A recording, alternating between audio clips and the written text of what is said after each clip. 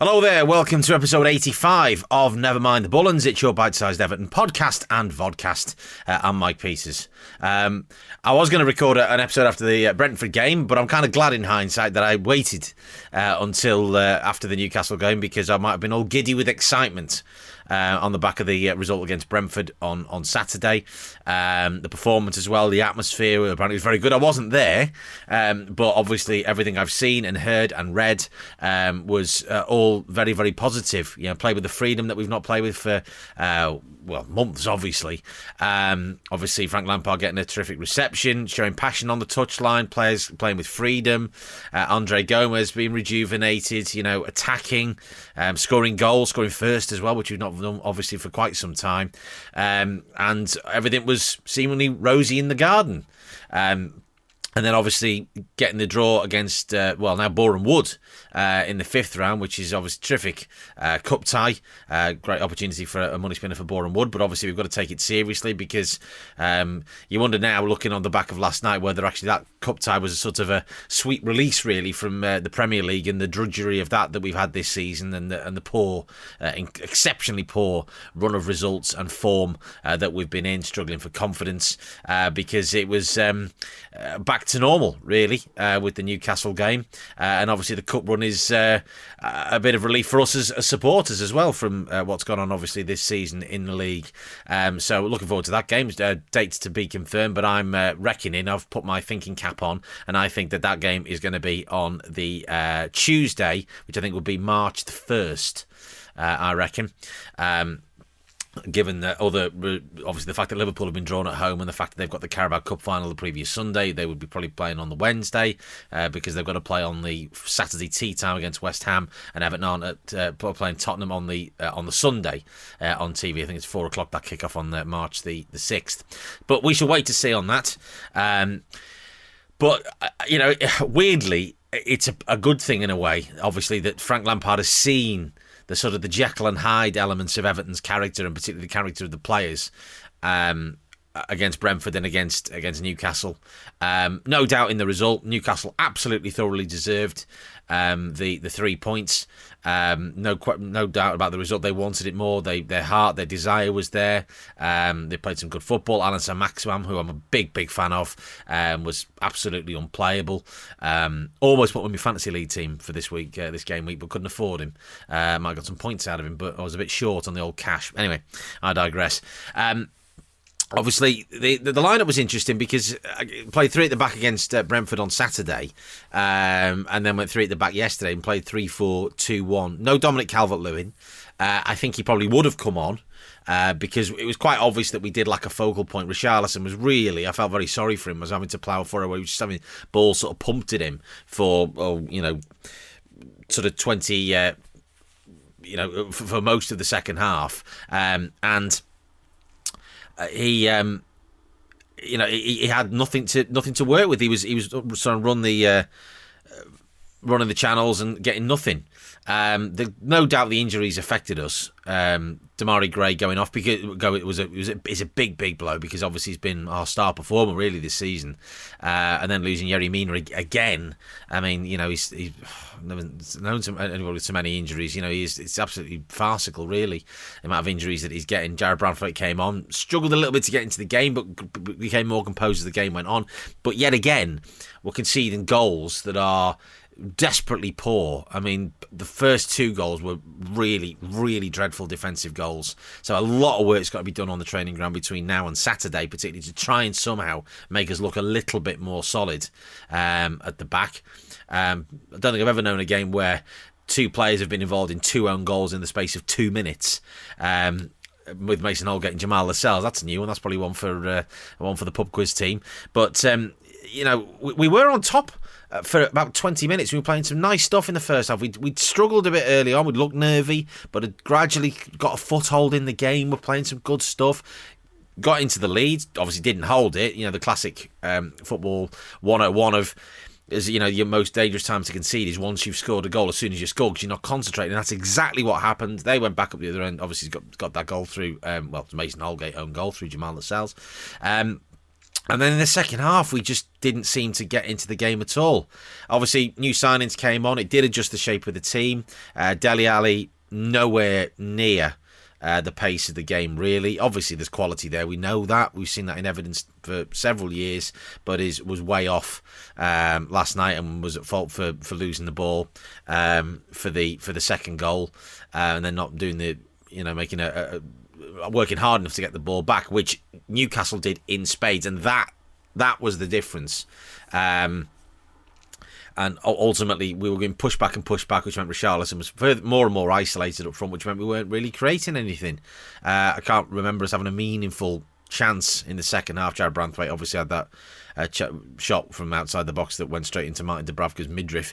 But a very, very disappointing result. And as soon as, I thought we might be able to get an equaliser when it was 2-1, which we would have scarcely deserved. We wouldn't have deserved it. But as soon as Kieran Trippier scored that goal, and I have to question the placing of the wall. It was a great free kick, but I do question the setup of the wall, and that has to land on Jordan Pickford's shoulders in terms of that, because he just whipped it round it as if it wasn't there, for a gap, and then Dele Alli was stood on the outer of it.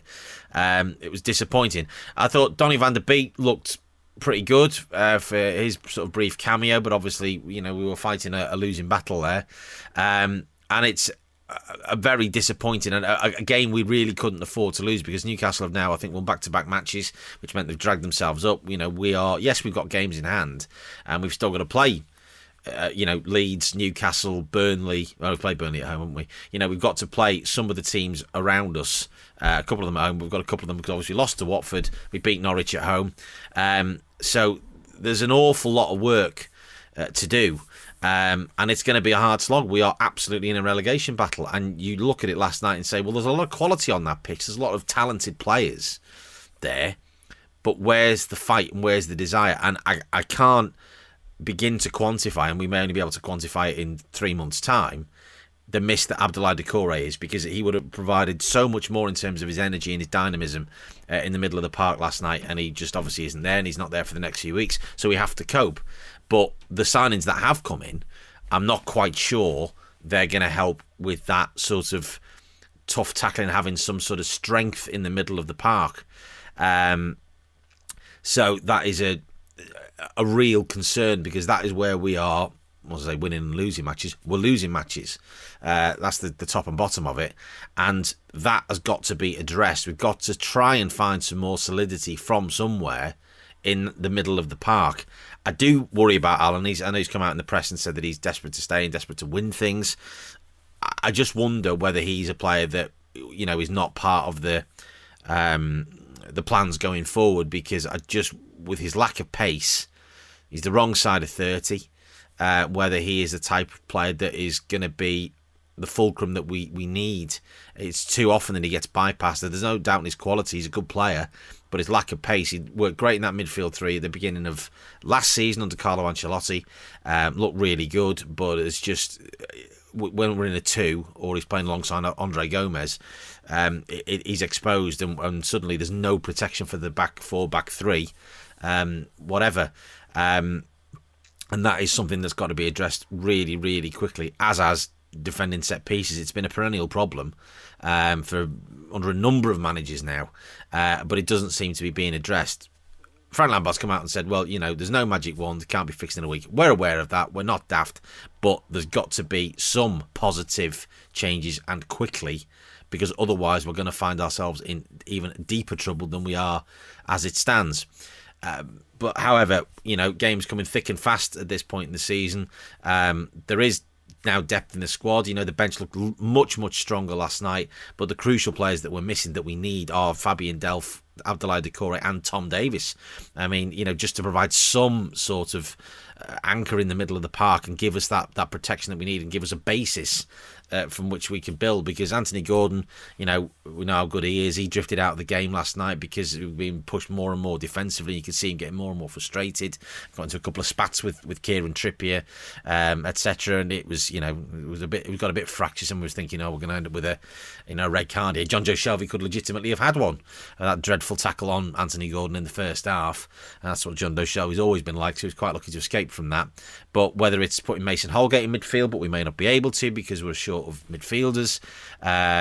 Short of defenders, I should say, with Yerry Mina going off. How long his injury is going to be, we don't know. Obviously, Damari Gray missing, that's a big blow. But we are quite well served in wide attacking areas. Like Anwar El Ghazi can come in. Maybe we have to play a 4-3-3 and play El Ghazi and Richarlison off Dominic Calvert-Lewin and have a really solid three in the midfield. Who knows? Frank Lampard's got a few days to work on that before Leeds on Saturday.